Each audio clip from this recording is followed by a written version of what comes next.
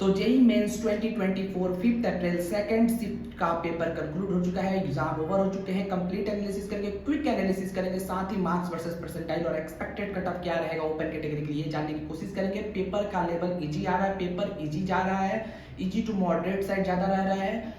4 shift हो गए, 4 April first shift, second shift और 5 April first shift, second shift, चारों शिफ्ट का पेपर इजी आया है और चारों शिफ्ट के रिगार्डिंग कंपैरेटिव ये पेपर और इजी जाते हुए दिख रहा है। बच्चों के रिएक्शन के बाद यही पता चल रहा है कि ये पेपर और इजी है। अगर बात करें केमिस्ट्री की तो इजी टू मॉडरेट केमिस्ट्री रहा है, फिजिक्स भी इजी टू मॉडरेट रहा है। फिजिक्स में फॉर्मूला बेस्ड क्वेश्चन ज्यादा पूछ रहे हैं, मैथमेटिक्स थोड़ा सा लेंथी रह रहा है लेकिन मैथमेटिक्स के क्वेश्चन भी डुएबल है।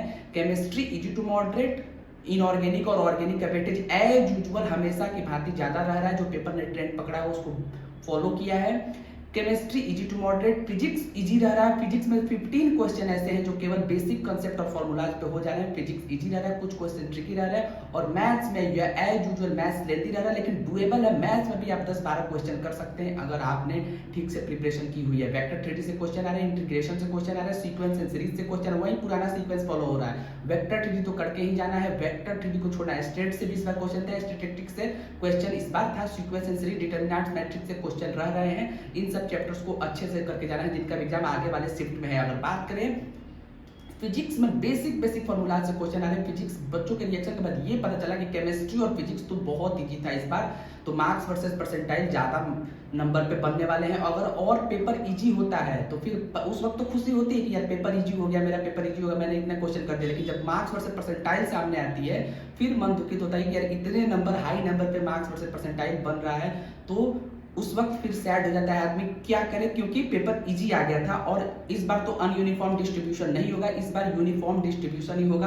तो पेपर इजी ना आए, पेपर मॉडरेट ही आए तो ज्यादा बेहतर है मेरे हिसाब से। कंपटीशन और अच्छा रहेगा तो मार्क्स वर्सेस परसेंटाइल कम नंबर पे भी अच्छा परसेंटाइल बन जाएगा। और पेपर इजी आता है तो फिर ज्यादा नंबर पे कम परसेंटाइल बनते हैं। चलो शुरू करते हैं मार्क्स वर्सेस परसेंटाइल। 99 परसेंटाइल इस शिफ्ट में 5 अप्रैल 2024 के 5 अप्रैल सेकंड शिफ्ट में 99 परसेंटाइल 200 से लेकर 205 मार्क्स के बीच में बनता हुआ दिख रहा है। मैं थोड़ा सा कम ही बोल रहा हूँ और ऊपर जा सकता है, लेकिन अगर यूनिफॉर्म डिस्ट्रीब्यूशन हो रहा है तो इतने मार्क्स पे बनता हुआ दिख रहा है। 200 से लेकर 205 मार्क्स पे 99 परसेंटाइल, 98 परसेंटाइल 190 से लेकर 195 मार्क्स के बीच में, 97 परसेंटाइल 180 से 185, 96 परसेंटाइल 170 से 175, 95 परसेंटाइल 160 से 165, 94 परसेंटाइल 150 से 155, 93 परसेंटाइल 135 से 145, 92 परसेंटाइल 120 से 130, 91 परसेंटाइल 115 से 118 और 90 परसेंटाइल 110 से 114 के बीच में बनता हुआ दिख रहा है। 200 मार्क्स के बाद ही 99 परसेंटाइल बनेगा, क्योंकि पेपर इस बार का केमिस्ट्री और फिजिक्स इजी था, मैथ भी डुएबल था। वेक्टर 3D को अच्छे से करके जाओ मैथ्स में जिनको, क्योंकि मैथ्स का परसेंटाइल आपकी रैंक डिसाइड करेगी। मैथ्स के परसेंटाइल से ही आपका रैंक बूस्ट होगा, क्योंकि मैथ्स टफर साइड ज्यादा रहा। जो बच्चे मैथ्स में ज्यादा क्वेश्चन करेंगे उनका रैंक ज्यादा बेहतर आएगा। इसलिए मैं बार बार मैथ्स पर फोकस कर रहा हूँ कि vector 3D, statistics, relation and function, खासकर relation, inverse trigonometric function, limit, sequence and series, determinants, matrix, quadratic, ये कुछ चैप्टर्स इसको करके जाओ। वेक्टर 3D तो पक्का करना है, डिफरेंशियल इक्वेशन तो पक्का ही करना है। अगर बात करें एक्सपेक्टेड कटऑफ की तो जेई मेंस 2024 5 अप्रैल का एक्सपेक्टेड कटऑफ मेरे हिसाब से 91 परसेंटाइल रहने वाला है। 91 परसेंटाइल से लेकर 91.5 परसेंटाइल के बीच में यही रहेगा ओपन का कटऑफ। पेपर इजी था, पेपर इजी आ रहा, हो सकता है कि 6 अप्रैल और 8 और 9 अप्रैल के बीच में कोई ना कोई पेपर टफ आएगा।